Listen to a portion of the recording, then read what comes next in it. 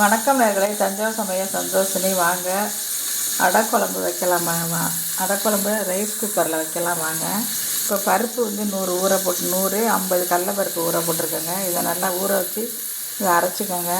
ஒரு மூடி சின்ன மூடி ஒரு மூடி தேங்காய் போட்டிருக்கேன். மிளகாத்தூள், மஞ்சள்தூள், உப்பு, சோம்பு, வெங்காயம் இதெல்லாம் நம்ம போட்டு பிணைஞ்சி வடை மாதிரி தட்டி தோசைக்கல்லில் போட்டுடலாம்.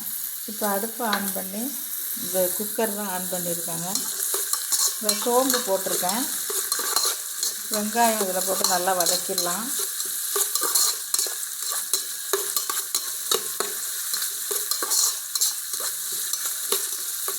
இது இப்போ வதக்கட்டுங்க. நம்ம தக்காளி போட்டுடலாம்.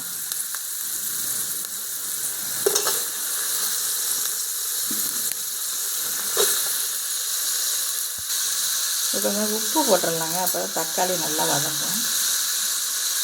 இப்போ நம்ம கருவேப்பிலை போட்டுடலாம். அதில் புளி ஊற்றிடலாம். குழம்புக்கு தேவையான அளவு ஊற்றிக்கோங்க. நான் கரைச்சி வச்சுருக்கேன். தேங்காய் வந்து அரைச்சியும் போடலாங்க. நான் பால் எடுத்து வச்சுருக்கேன். அதை ஊற்றிக்கலாம்.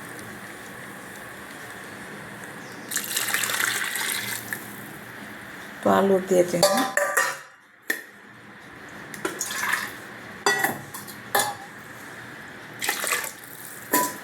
மிளகாத்தூள் போட்டுடலாம். நம்ம வந்து உப்பு வந்து தக்காளியில் போட்டிருக்கோமா, இப்போ அதுக்கு குழம்புக்கு தகுந்த மாதிரி உப்பு போட்டுடலாம்.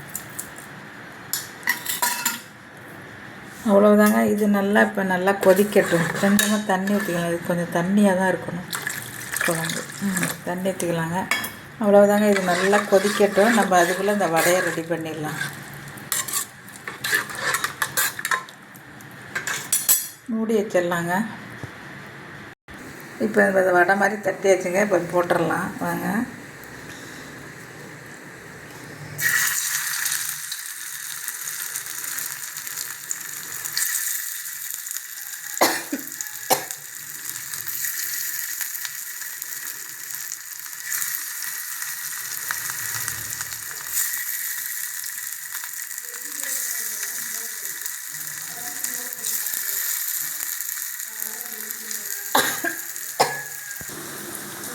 இங்கே குழம்பு வச்சிங்கன்னா இப்படி தாங்க மூடணும். ஃபுல்லாக மூடக்கூடாது, பொங்கி ஊற்றி போயிடும். குழம்பு நல்லா கொதிச்சுட்டு இப்போ நம்ம வடையை சுட்டு எடுத்தாச்சு. இதில் போட்டுடலாம். அவ்வளவுதாங்க, இறக்கிட வேண்டியது தான். வடை குழம்பு ரெடி ஆகிட்டு. நீங்களும் இதேமாதிரி செஞ்சு பாருங்கள். சூப்பராக இருக்கும். இந்த வீடியோ பிடிச்சிருந்தால் லைக் பண்ணுங்கள், ஷேர் பண்ணுங்கள், சப்ஸ்கிரைப் பண்ணுங்கள். வாழ்க வளமுடன்.